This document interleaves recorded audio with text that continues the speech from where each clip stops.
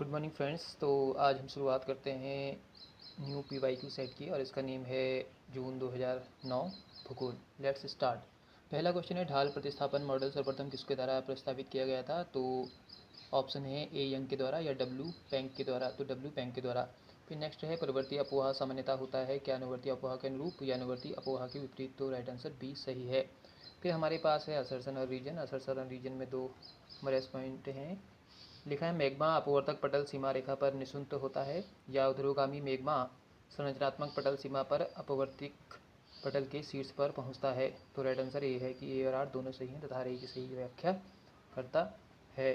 उसके बाद हमारे पास है नेक्स्ट क्वेश्चन। क्वेश्चन नंबर हमारे पास है 4 और हिमयुग लिखा है, ठीक है, और यूरोप और उत्तरी अमेरिका। तो ये वुर्म मंडल रीस और ये गुंज का संबंध किससे है, यही यहाँ पर देखना है, ठीक है, अकॉर्डिंग टू सीरियल नंबर। तो यहाँ पे ए आंसर सही है कि पहला फोर्थ है। फोर्थ का मीन्स गुंज, गुंज गुंज का संबंध पहला है, ठीक है, और गुंज का संबंध है हमारा नेब्रास्का से। उसके बाद हमारे पास है थर्ड। थर्ड में क्या है? थर्ड में मंडल है, मंडल का संबंध हमारे मंडल का संबंध है कंसास से, ये दूसरा है। उसके पास हमारे पास है सेकंड। सेकंड रीस है, रीस का संबंध है तीसरे से, लेकिन इसका जो ये संबंध है वह है इलिनोइन से। फिर हमारे पास फोर्थ है वुंज। तो वुर्म जो है, वुर्म का संबंध है हमारा चौथा से, जिसका संबंध है विस्कॉन्सिन से। फिर हमारे पास है फ्रेंड्स यहाँ पे नेक्स्ट क्वेश्चन, और नेक्स्ट क्वेश्चन है हमारे पास फिर से एक मैच द फॉलोइंग सूची दी गई है। क्वेश्चन नंबर है ये हमारे पास, देखते हैं फिर से फिफ्थ की। लिखा है प्लाटे प्लानेटोसिमल सिद्धांत का संबंध किससे है? चेम्बरलिन से। तापीय संकुंचन सिद्धांत का संबंध जो है जेफ्री से है। भूद्रोणी उत्पत्ति सिद्धांत कोबर से है और महाद्वीपीय विसर्पण सिद्धांत का संबंध डेली से है। फिर है, हरित ग्रह प्रभाव निम्नलिखित द्वारा होता है किसके द्वारा? तो पहला लिखा है समुद्री तल द्वारा पराबैंगनी विकिरण के अवशोषण द्वारा, या बी है वातावरण की कार्बन डाइऑक्साइड तथा जल वाष्प के अवशोषण द्वारा। तो बी आंसर सही है। फिर हमारे पास है नेक्स्ट क्वेश्चन, और नेक्स्ट क्वेश्चन में लिखा है, निम्नलिखित में से कौन सी दशा सूर्यातप की न्यूनतम मात्रा प्रदान करेगी? पहला लिखा है सूर्य क्षितिज के समीप। अगर सूर्य क्षितिज के समीप हो तो, या पृथ्वी सूर्य से अपनी कक्षा में समीपतम बिंदु पर है। तो ए आंसर सही है। फिर हमारे पास नेक्स्ट क्वेश्चन है, क्वेश्चन नंबर 8 असर्सन रीजन है। लिखा है, अपने सौरमंडल के प्रत्येक ग्रह का एक वायुमंडल है या वायुमंडल जलवायु के प्रत्येक तत्व का आधार है। तो इसका आंसर बी सही है कि ए और आर दोनों सही हैं, परंतु आर ए की सही व्याख्या नहीं करता। फिर क्वेश्चन नंबर हमारे पास 9 है, और 9 में कुछ हमारे पास पराबैंगनी किरणें हैं और उसका संबंध दिखाया गया है। तो पराबैंगनी किरणों का संबंध लिखा है 8m से 13m, ये याद रखना है। वायुमंडलीय खिड़की का संबंध है एक्सरे तथा गामा किरणों से। आयोडीन विकिरण का संबंध 8 से है और समीपवर्त का संबंध 0.3 से। तो इस तरह से चीज़ें याद रखनी है।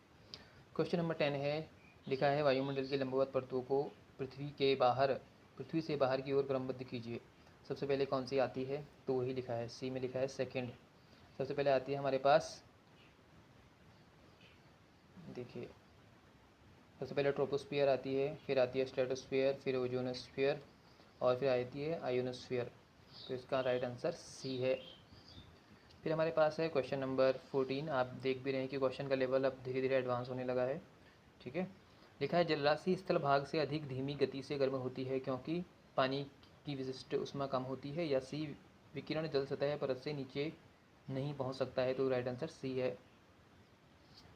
फिर हमारे पास है क्वेश्चन नंबर 11 हो चुका है। 12 है, निम्नलिखित में से किसकी फनेरोफाइट्स की विशेषता नहीं है? तो पहला है, वे अत्यधिक शीत तथा उष्ण तापक्रमों, सूखे तथा तीव्रगामी हवाओं के प्रभाव को सह सकती है, या डी है, इन पौधों की पुनः पैदा होने वाली कलियां सदैव दबी रहती हैं। तो इसका राइट आंसर डी है, ये पूछा था कि विशेषता नहीं है। क्वेश्चन नंबर 13 है, निम्नलिखित क्रम में से कौन सी में लवण की मात्रा, लवण की सघनता बढ़ते हुए क्रम में है? तो बी है, कैलिफोर्निया की खाड़ी, बाल्टिक सागर, लाल सागर, आर्कटिक सागर, या सी बाल्टिक सागर, आर्कटिक सागर, कैलिफोर्निया की खाड़ी तथा लाल सागर। तो सी आंसर सही है। क्वेश्चन नंबर हमारे पास 14 है, निम्नलिखित में से किस में सबसे अच्छे ढंग से वर्णित किया गया है जिसे सबसे अच्छे ढंग से वर्णित किया गया है कि ट्रॉफिक स्तर की अवधारणा डायनामिक्स की द्वितीय विधि लागू होती है? तो पहला आंसर है एक ट्रॉफिक स्तर पर सभी जैविक तत्व अगले अगले उच्च स्तर के ट्रॉफिक स्तर परिवर्तित हो जाते हैं, ए सही होगा। या डी ऊर्जा प्रवाह 100% क्षमता एक ट्रॉफिक स्तर से अगल अगले ट्रॉफिक स्तर पर प्रभावित होती है, तो डी इसका आंसर सही है। अब देखते हैं नेक्स्ट, फिर से हमारे पास आ चुका है असर्शन और रीजन। तो असर्शन में लिखा है क्वेश्चन नंबर 15 में कि बसंत ज्वार पूर्णिमा एवं अमावस्या को उत्पन्न होते हैं, और रीजन में लिखा है पूर्णिमा एवं अमावस्या को सूर्य तथा चंद्रमा सदैव पृथ्वी के समकोण पर होते हैं, तो राइट आंसर सी है, ए सही है परंतु आर गलत है।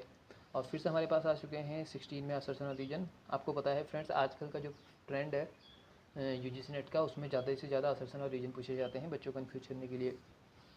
तो लिखा है क्षेत्रों के अभिज्ञान के लिए अनिवार्य है कि उनकी समताओं और स्थानिक विभिन्नताओं का अध्ययन किया जाए। स्थानिक विभिन्नताओं का अध्ययन बैंकों अध्ययन क्षेत्रों के बीच समानता एवं विभिन्नता का स्थापित करना होता है। तो क्या पहला सही है दूसरा? तो लिखा है ए और आर दोनों सही तथा ए की सही व्याख्या करता है। नेक्स्ट में लिखा है कि कल्याणकारी भूगोल में किस अध्ययन की समीक्षा को महत्व दिया जाता है? पहला प्रादेशिक संतुलन विकास, या डी जीवन गुणवत्ता के पक्ष में, तो डी आंसर सही है। फिर लिखा है डेविड हार्वे को निम्नलिखित में योगदान के लिए जाना जाता है, किसके लिए? नगरीय भूगोल के लिए या अतिवादी भूगोल के लिए? तो अतिवादी भूगोल के लिए। क्वेश्चन नंबर 19 है, फिर से असर्शन रीजन है। विश्व की जनसंख्या का वितरण अत्यधिक असमान है, ए या रीजन जनसंख्या के असमान वितरण के लिए राजनीतिक पर्यावरण उत्तरदायी है, तो ए आंसर सही है कि दोनों सही हैं, और आर ए की सही व्याख्या करता है। क्वेश्चन नंबर 20 आ चुका है फ्रेंड्स कि महासागरीय शहरों के विकास को किन संयोजक तत्वों द्वारा सही तरीके से समझाया जा सकता है?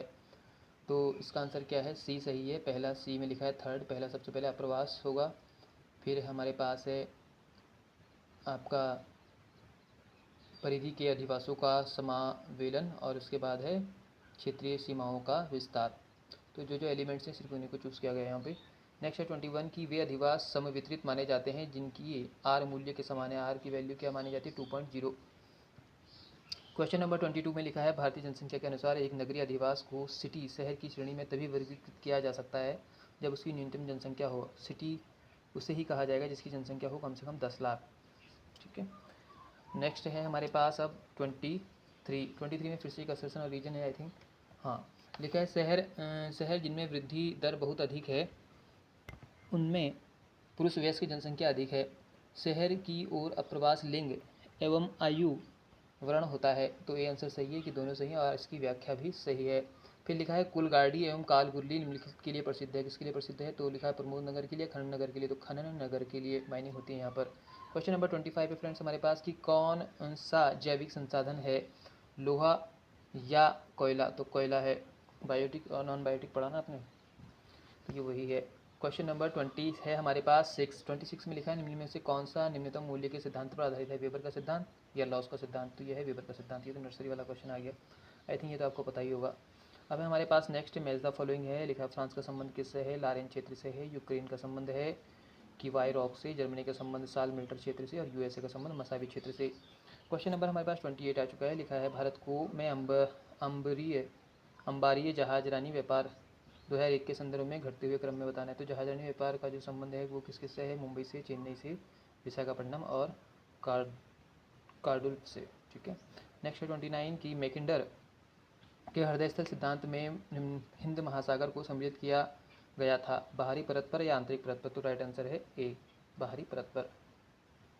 क्वेश्चन नंबर हमारे पास 30 है। यह कथन किसका है कि जो भी यूरेशिया पर राज्य करता है वह विश्व के भाग्य पर नियंत्रण करता है, भाग पर नियंत्रण करता है? तो स्पाइकमैन ने कहा या जेलॉन ने कहा? तो स्पाइकमैन ने कहा है ये। क्वेश्चन नंबर 31 है निम्नलिखित जनजातियों के युग्मों में से कौन सा उत्तर पूर्वी भारत के एक ही राज्य में सीमित है? खासी नागा या गारो खासी? तो गारो खासी सही है। क्वेश्चन नंबर 32 है निम्नलिखित युग्मों में से कौन सा द्रविडियन भाषा समूह का है? कन्नड़ तेलुगु या मराठी गुजराती? तो कन्नड़ और तेलुगु का संबंध है आपस में। नेक्स्ट है कि स्थान लोक कार्य की संकल्पना की थी किसने? क्लारेंस स्टेन ने या ला प्ले ने? तो ला प्ले ने। फिर से असर्शन रीजन आ चुका है। भारत में उत्तर उदारीकरण के समय में प्रादेशिक एवं अंतर व्यक्तिगत स्तरों में विषमता में वृद्धि हुई थी या हुई है। नव उदारीकरण की नीतियाँ तुलनात्मक लाभों के सिद्धांत पर आधारित हैं और क्षमता मानकों से जुड़ी हैं, तो इसका आंसर बी सही है कि ए और आर दोनों सही हैं, परंतु आर ए की सही व्याख्या करता है। ये तो आपको पता ही है ना कि उदारीकरण की नीति 1991 में आई थी इंडिया में। ना, जिसे हम कहते हैं ग्लोबलाइजेशन प्राइवेटाइजेशन, है ना। तो ग्लोबलाइजेशन और प्राइवेटाइजेशन हुआ था, जो आपका प्राइवेट चीज़ें हुई थी 1991 के आसपास, ठीक है। तो नेक्स्ट है हमारे पास 35, नगर नियोजन में समीपतम, तो इसका आंसर आपको बताया ऊपर वाले का बी था।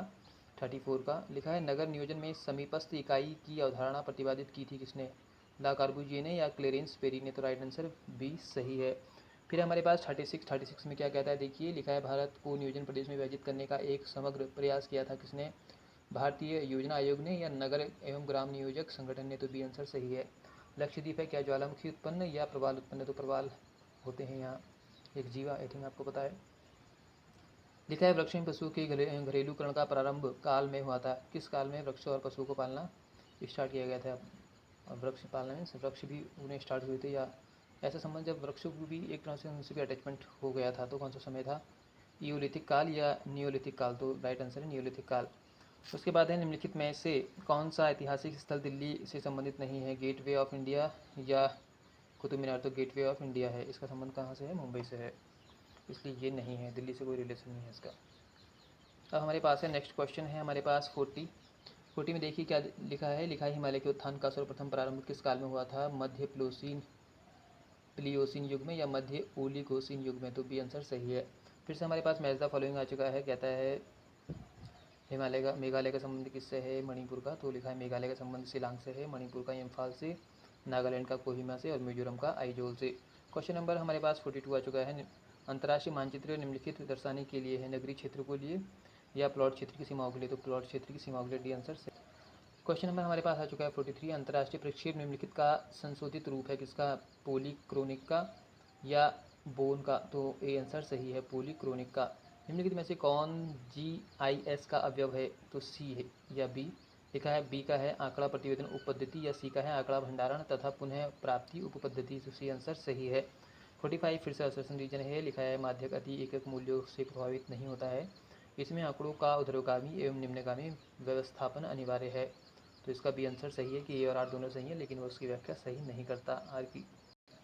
और 46 में हमारे पास फिर से मैच द फॉलोइंग आ चुका है, लिखा है होमोलोग्राफिक का संबंध किससे है, समक्षेत्र से है, आर्थोमोर्फिक का संबंध शुद्ध आकृति से, इक्विडिस्टेंट का संबंध सही दिक्मान से और एजिक मुथल का संबंध समदूरी से।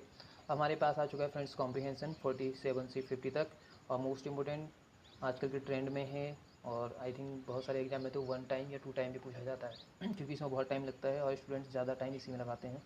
तो आइए देखते हैं, सबसे पहले आपको लास्ट टाइम की तरह बताया था, सबसे पहले हम करते हैं स्कीमिंग, लेकिन हर बार आपसे कहते हैं सेम चीज़ें कि ये उसी के लिए काम करेगा जो काफ़ी टाइम से रीडिंग कर रहा है। स्कीमिंग में हम मेन वर्ड्स को पढ़ते हुए चलते हैं, देखते हैं। लिखा है आधुनिक भू आकृति विज्ञान, आधारभूत सिद्धांत, एकरूपतावाद, हट्टन के द्वारा 1985, 70, 1805, प्लेफेयर 1802 पुनः आरंभ किया, लॉयन ने पुस्तक प्रिंसिपल ऑफ जियोलॉजी के एक संस्करण लोकप्रिय बनाया, हट्टन ने सिखाया, वर्तमान भूत की कुंजी है, अत्यधिक कठोरता से उपयोग किया गया,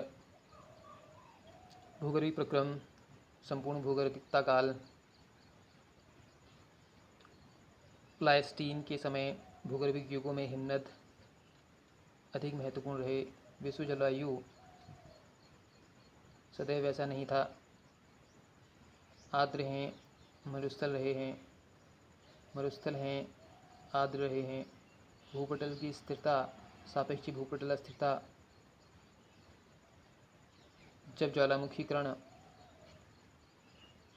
उदाहरण है, भूगर्भिक कालों में भूगर्भिक प्रक्रमों सघनता परिवर्तित होती है, कारण नहीं है, नदियाँ काटती थी।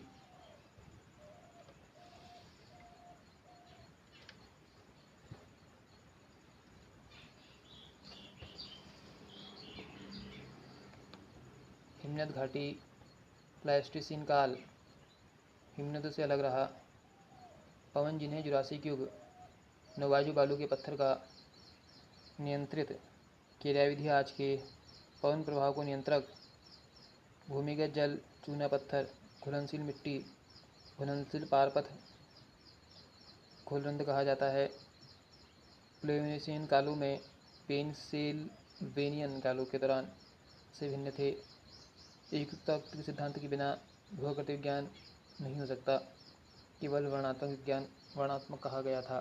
तो देखते हैं 47। लिखा है एकतावाद के सिद्धांत के मुख्य संकेत क्या है। पहला है भूगर्भिक कालों में जलवायु समरूप रही है, या बी वर्तमान भूत की कुंजी है। तो बी आंसर सही है। क्वेश्चन नंबर 48 है, किसने सबसे पहले एकतावाद के सिद्धांत की अवधारणा प्रस्तुत की थी। क्वेश्चन नंबर हमारे पास है प्लेफेयर या हट्टन।